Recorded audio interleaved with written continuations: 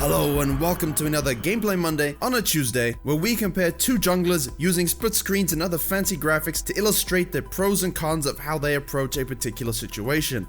And given that he's very popular and we haven't done a video on him in over 3 months, I thought it would be good to show some Master Yi, and in this one he will be facing Fiddlesticks. And given the emphasis on the higher MMR in the last two videos, we're going to go back to our fix win climb series where we look at mistakes and improvements you can make in the low to mid MMRs in order to carry and climb. And as you know, I do my best to bring you champions and content you all want to see either through YouTube comments or Discord, and now thanks to Camelot we have the best way for you to really get involved and have an impact on the future of the channel, while having a direct influence over the content that you see. Basically, you set bounties for me, goals, challenges, long-term things for the channel. Maybe you want that Orn guide, or you like the idea of having the Aatrox Challenger vs Gold that we just did, and you want to see the same for Lee Sin. As I work my way through them, you get rewarded, you go up the leaderboard, which will have some more interesting perks coming very soon. Feel free to put whatever you want for bounties, create your own, contribute to other people's to really add to a community video if that's what you guys want, or if you just want to see specific champions in the Gameplay Mondays, head to the Camelot Virkayu link in the description. So, the Master Yi starts red, the Fiddlesticks starts blue. We've had the jungle changes since May, and we are still seeing mid-low MMRs stuck in this archaic way of clearing the jungle without thinking at all about Scuttle Crab routes, XP, advantages, pressure, impact. They're simply just going through the motions in the jungle. However, the Yi here has his idea. He wants to take the red, he wants to do the topside scuttle, and then he wants to look to gank. Now, the idea in principle is great. You know the Fiddlesticks is likely to do a full clear. He's not going to get in your way really. However, you have to analyze which lanes are good to gank. Yes, Orn has a lot of CC, but when you level 2 gank, he's not going to have the full 3 spell combo to really stack the CC. And considering it's against the Katarina top, well, you know, it's probably not the best thing to gank when you are Yi. Nevertheless, he does exert a little bit of pressure, and I would like to say this. Guys, ward the damn pixel bush. Have a look in the river, know where the enemy jungler is, and if you don't do that, like this Yi does, put a ward down in the tri-bush at top lane, so if the Fiddle does try to gank top lane after his clear, you can counter gank. Use vision to proactively set up plays from where you can actually get an advantage. Yi then falls back into his jungle, and here comes the Fiddlesticks with that predicted gank on the top lane. For some reason already the Orn is completely out of mana. That's why laners in these MMR brackets, you have to learn how to trade, use your mana sparingly and intelligently. You don't want to just chuck it out, because when the jungler comes level 3, you can't be out of mana already. What ensues looks to be the saddest gank of all time, as Katarina and a Scarecrow chase down a furry ram bear, and the Fiddle places the control ward he had started with in the top bush. Now that's a terrible use of that control ward. Because the Katarina is going to go back and the Orn is going to come back to top lane, he's gonna, you know, if he does ward there, he's just gonna be able to clear it out, and it was absolutely useless. You got no information out of it. If you're gonna start a control ward, it's good to actually get some information out of it. For example, if he had placed it defending his red, or even in the scuttle bush on the bottom side after he did his blue and bottom side camps, he'd see the Yi had actually moved that direction and was doing that scuttle crab now. In addition, after you gank top lane and you want to do Krugs, walking down the river through the scuttle vision all the way up and looping back to your Krugs is an absolute terrible waste of time. Go straight to your Krugs through Tribush. There's no need to walk all the way around. You know the Yi most likely took the scuttle. As soon as you see vision of that, don't keep walking. Back up, get to your Krugs. Because he did a full clear, you want to get those Krugs, go back to base, and then resequence your camps to get that level 6 spike as soon as possible. However, the Yi takes a scuttle crab, and I like his mindset. Farm and gank. He's got a good balance going on in his mind. Even though they aren't able to really secure anything on the Victor, it's a good chunk. However, in this case, the first phase of the game is done. You can go back to buy. I don't like running across a gank in mid lane and then trying to cut on jungle immediately. It's highly likely the Fiddlesticks did the Raptors, and if you were paying attention when the Fiddlesticks ganked top lane and you pulled up tab, you would have seen that he did in fact have 20 CS and thus 5 camps. And because of this, a skirmish ensues. It's a little messy and you can question their target focus, but their persistence pays off and they were able to get away with a double kill. Now, one of the best things you can do in low to mid MMR brackets is being very efficient with your time, because you want to be able to rotate, gank, and fight as much as possible in a smart way, but you also need to find ways to farm. And if you are pathing efficiently and taking things off on spawn, then you're going to maximize your XP and gold gains while still having that map impact. In this case, the Yi goes from base to his Raptors, then down to his Krugs. Waste of time. You could have just pathed directly to Krugs for the shortest travel distance. Same thing with the Fiddlesticks. he completely ignores his grump, and because of his early decision, his timing is offset from this camp's now anyway, and thus the erratic nature of this game will begin.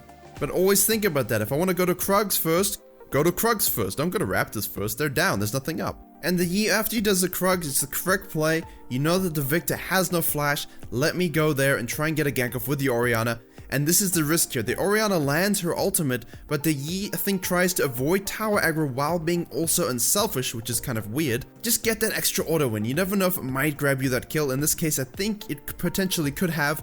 And you have the Orianna shield to help you survive a tower hit if you did actually end up taking one. It's better to secure a kill than leave it to the imagination. In the meantime, Fiddlesticks has gone to his Gromp, started it, ignored it, tried to gank in the bot lane, and while he does a good job placing that control ward, you gotta do that instantly. Because if there is no ward there, then you're safe, but if you ward immediately and you see there is one, you can still manage to catch the gank off if you don't hesitate. But as soon as you stop and wait around, then you place it, oh, it's warded, well, the team has seen you, they can back up. After a little bit of stalling, both junglers hitting their plans, Yi takes his red, the Fiddle is taking his blue buff.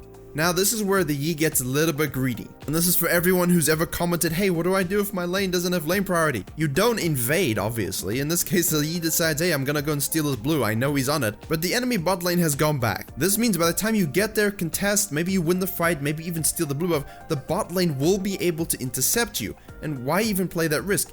Your bottom lane, the Lulu and Vayne, are still pushing out the wave there, and Lulu has no mana, so she can't help you at all. So he uses the plant, sees that the blue's actually gone, and instead of just leaving, considering, you know, the enemy bot lane's most likely going to be coming, he looks to see if he can counter jungle the wolves. I'm not sure what exactly you hope to accomplish in this situation, and he dies. It's just an absolute arrogant green play that shows he isn't thinking about anything else other than Fiddlesticks versus Master Yi. And laners, I understand you when junglers do this. It's not your fault. This is the jungler's fault. This isn't what we mean when we say you have lane priority. Just because the enemy bot lane isn't on the map doesn't mean you have lane priority. So then, how is this game going to be able to be carried, given that we've had rather a neutral early game with some good things as well as some little greedy things? Well, here the Fiddlesticks has the right idea. I've reached level 6, I need to get an ult gank off. What can I do?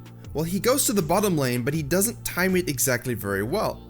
Why? Well, because the bot lane on the enemy side is going back. So he's gonna have to wait for them to go back, walk all the way back, and the problem is they haven't tracked summoner spells, they aren't aware of what they could use, and you're against a Lulu. So unless you combine absolutely instantly and perfectly, it's going to be a tough sell right underneath the tower. So while Fiddlesticks waits there, let's just look at the Yi. He actually gives his blue buff off. And I see a lot of people trying to do this, sort of trying to imitate the pro play or whatever. You don't really need to do that. If you could use the experience and the mana yourself, and it's absolutely fine. Nevertheless, he goes to the top lane, burns Katarina's flash, gets the gank off. Meanwhile, Fiddlesticks uses his ultimate a little too late. The enemy bot has a Lulu, they have summoner spells, there's no kill to be had here. Now I want you to pay attention to something. After the Yi took those first rotation spawns of his camps and then he took the Krugs, they've all subsequently respawned, but he hasn't taken one second rotation spawn.